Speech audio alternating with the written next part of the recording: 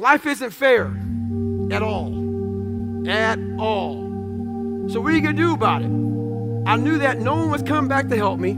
There's a moment when every boy realizes no one's coming to save him.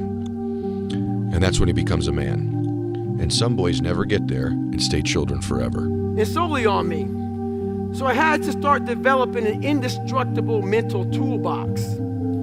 So I sat there on that couch and I realized, man, I am a piece of shit.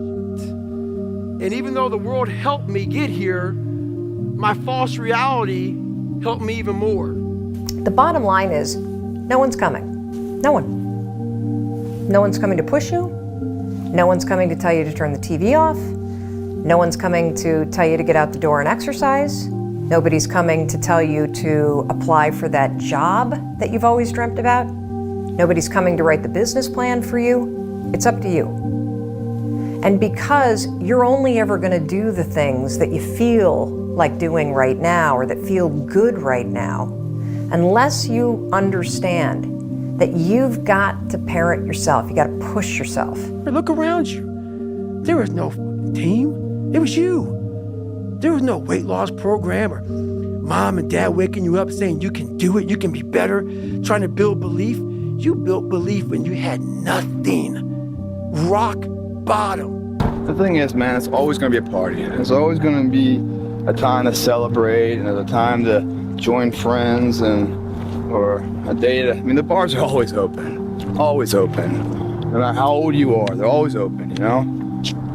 What's not always open is the opportunity to check the box in life, to achieve your dreams. That's not always open, man. What does "don't half-ass it" mean to you? If you're gonna do it, do it. Say what you can do what you say. If you can't do it, don't say you can do it. Don't over-leverage yourself. Don't over-leverage a decision and then jump in and kind of dip a toe. I think I'll try it out. No, think if you're gonna try it out beforehand, but when it's time to go, dive. Finish it, find out. Come out the other side. Don't leave it and go, if I just would have, That keeps me up at night. I think it keeps a lot of us up at night. When you half-ass something and you just don't know whether you failed or succeeded, got what you want or didn't get what you want. Finding out and looking in the mirror and going, I didn't half-ass it. I went all the way. I found out, and that ain't for me. Or I found out, and you damn right that is for me.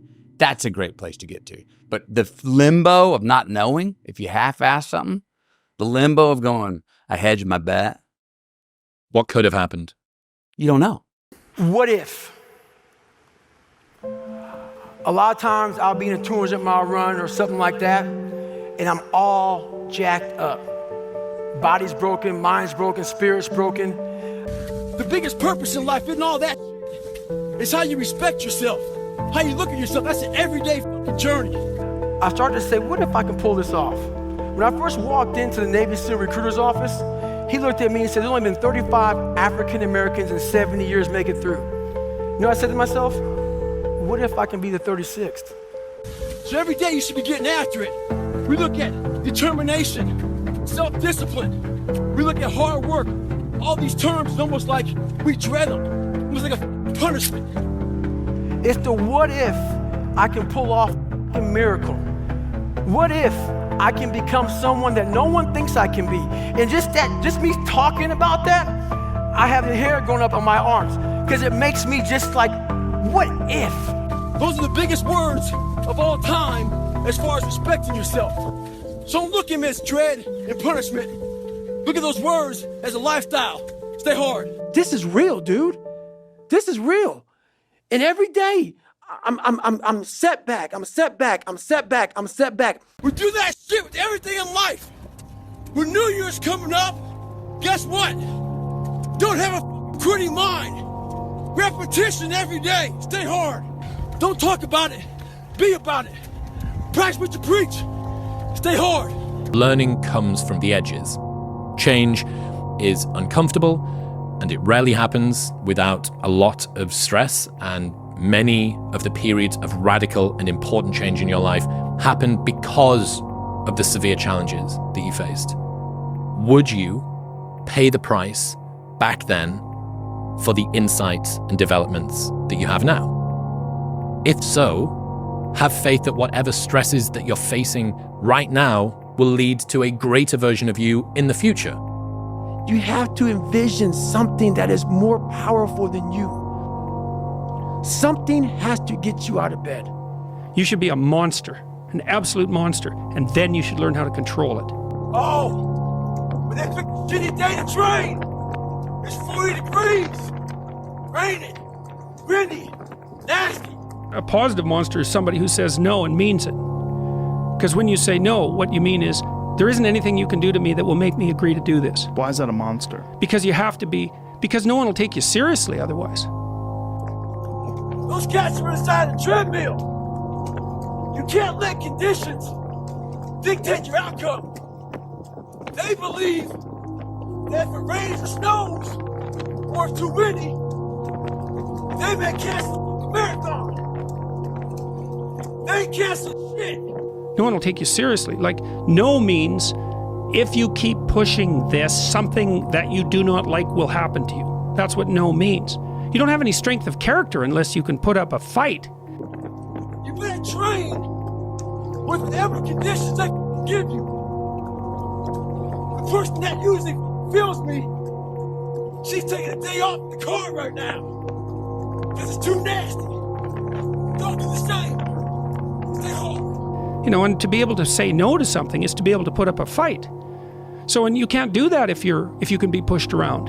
You'll just get argued into submission, or you'll feel guilty because you're causing conflict. Whatever negativity is consuming your thoughts probably won't matter in 3 months' time.